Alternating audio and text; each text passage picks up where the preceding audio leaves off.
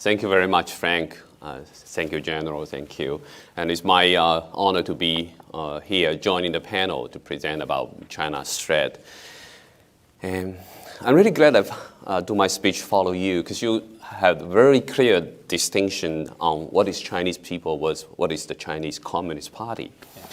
So Chinese Communist Party actually is totally alien to Chinese people, totally alien to Chinese traditional culture. And they sneak into China in the early 20th centuries, when the old Qing dynasty collapsed, when people would try to seek new ideologies, new way to lead the society. Chinese people were so desperately needing some new ideas, so communists sneak in. But embedded in the communist gene, there are the violence, there are the lies in there. So Communist Party keep lying to Chinese people all the time and use violence throughout the last 100 years, make Chinese people suffer so much. And after they take power, we know very clearly more than 80 million of Chinese people die unnaturally under the communist regimes. Because every 5-10 years, there are different political movements cracking down on different sectors of the societies. Even just within 3 years, between 1959 to 1961, more than 30 million Chinese people die, starving to death, because the Chinese government's terrible policy is called Great Leap Forward, try to catch up with the United States and the United Kingdom, and causing so many farmers starving to death. And they actually locked down those farmers in the village. They don't allow these farmers to go outside, even to beg for food. Tragedies keep repeating in China under the communist regime. And like Frank mentioned, I was a survivor for the Tiananmen Square massacre.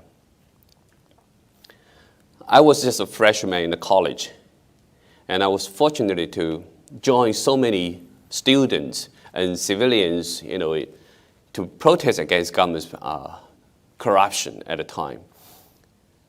But on the night of the persecution, on the night of the massacre, we see Chinese PLA march into the Tiananmen Square, and they open the files, and you can hear the gunshot hitting the monuments. I was lucky enough to join with a large group of students. We strolled from the Tiananmen Square on the dawn of the June 4th, 1989. But when we passing the Chang'an Street heading north, tanks passing by, and students were scared, and one of the students petrified and fell down to the ground. The tank passed by and stopped, intentionally rolled back, crashed the student's head. It happened just kind of right in front of my eyes. We were so petrified, we were so stunned by this crime the Communist Party did to its own young people. And you never forget about this. 30 years passed by, you never forget about this. So I was very young, but I have a clear taste of what Communist Party can do to its own people. And then 10 years later, when I already in the United States, studying microbiology, and the Chinese government started to crack down one of the largest religious groups in China. It's called Falun Gong or Falun Dafa.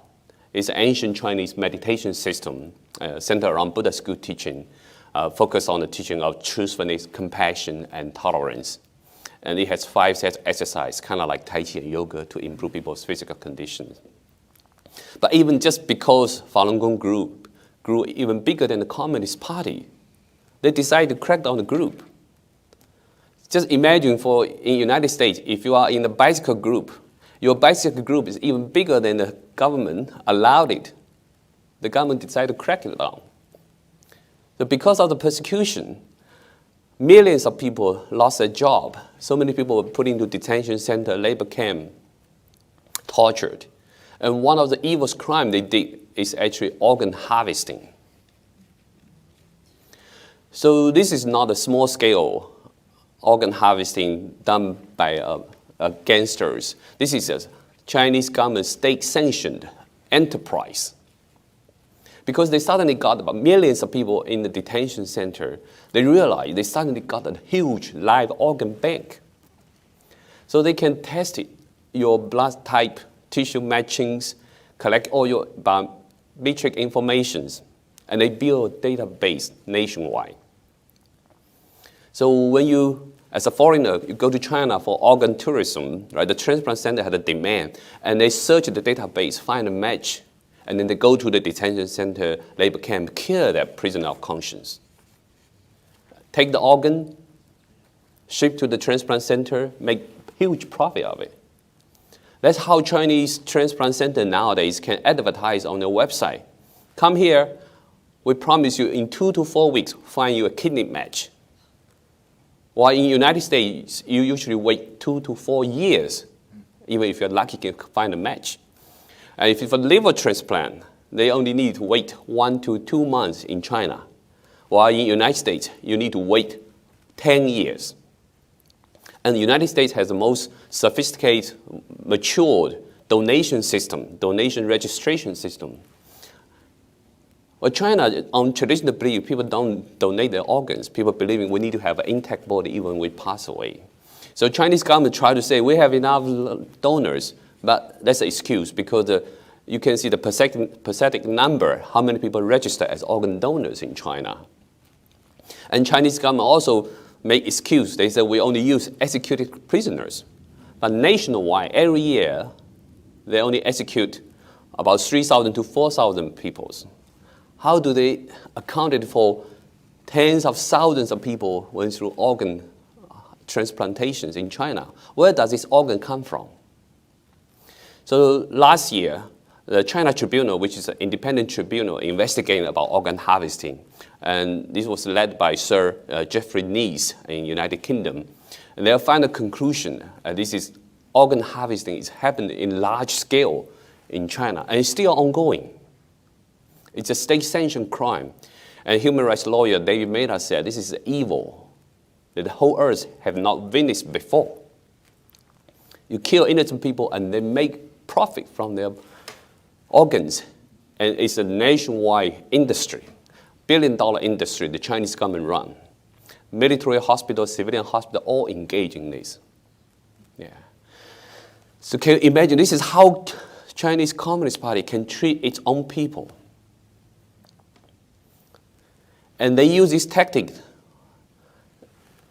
not only against Falun Gong practitioners. Now this practice against so many different religious groups.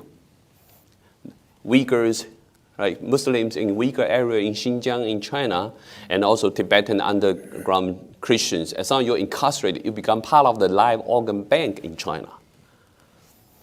And last year, there was a coalition to advance religious freedom in China established in DC. Because so many religious groups have to unite it, whether it's Tibetan, Christians, Falun Gong practitioners. We have to unite it because Chinese government is waging a comprehensive war against all religions.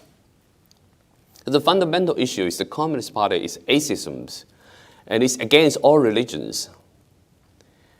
And they have used all kinds of measures to crack down people's belief, because any people have independent thinking, have this desire for freedom, is a threat to the Chinese government. Even during the outbreak of this Wuhan coronavirus, right? At the beginning, when the Wuhan city locked down this big city about more than 15 million people, right? Many of the taxi drivers, thousands of taxi drivers, they organize, try to do self-organized helping. The Chinese government canceled this operation because it's not government-sanctioned operation. They don't want people to have the ability to organize themselves. That's how Chinese Communist Party run in the society. They want to control your mind. They want to control your self-support capabilities. Everything from your birth to your death, you need the Communist Party's approval. Just like the one-child policy, right? The government can allow you to have 1 kid or 2 kids. The government has the authority. They are the God. They are the one above all your religious beliefs. They are the one dictate who will be the reincarnated baby for Dalai Lama. Right? So they want to be the God behind all religions. That's a threat not only to the Chinese people. It's a threat to the whole civilization, whole humanity, because they are the one trying to be the God beyond all religions, beyond all deities. That's why a lot of time we kind of sometimes feel that as a distance from China. You know, a lot of times people say the Communist Party can evolve, can change when you use a different foreign policy, right? Engage them or appeasement. You know, you hope the Communist Party is a normal government. They can evolve, they can change with enough foreign pressure or even with financial opportunity. Let them join the international community. But no, the Communist Party's ideology is so evil, it will never change. They don't care people's life. The key issue for them is to maintain their own power. They are great on the power. So in this way, so many Chinese people die unnaturally, and then now they, through their barrel initiative and different technology, they are putting their threat globally.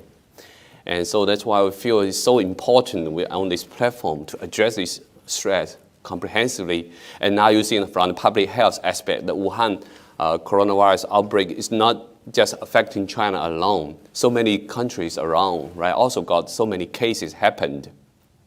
So it has the potential to develop into a full-blown pandemic.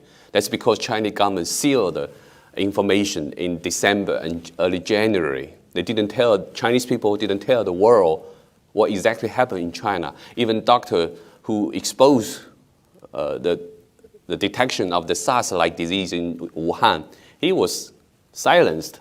He was brought to the police station and he silenced, and then later he died. That's why so many Chinese people are really mad about this cover-up of the true information, and that brought the threat to the whole society, not just Chinese people, to the whole world.